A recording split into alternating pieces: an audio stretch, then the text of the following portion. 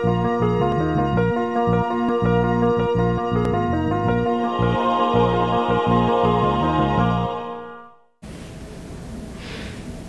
күн, құрметті оқырмандар. Мен Көмекова Мөлдір Оралханқызы, Туран университетінің аймақтану және халықаралық қатынастар кафедрасының аға оқытушысымын.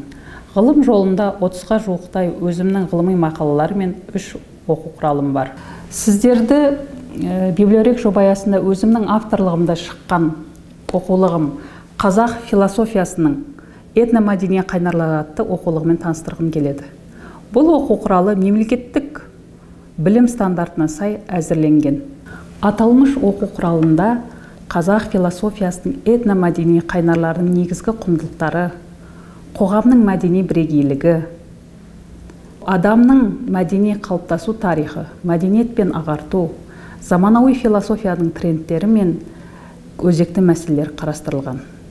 Бұл оқу құралы жоғарғы оқу орындарында оқып жатқан мамандықтар, аймақтану, шығыстану, мәдениеттану, философия, әлеуметтану студенттеріне, магистрантарға, докторанттарға, оқытушыларға және философиялық ғылым мәселелерімен қызыға айналып жүрген барша қауымға арналады.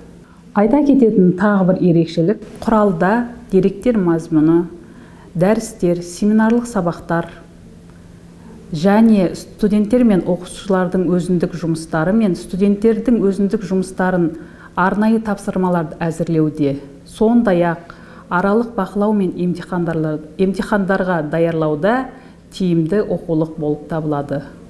Сіздерге ғылым жолында тек қана сәттілік тілеймін. Менің оқу құралымен Туран университетінің кітапханасында таныса аласыздар.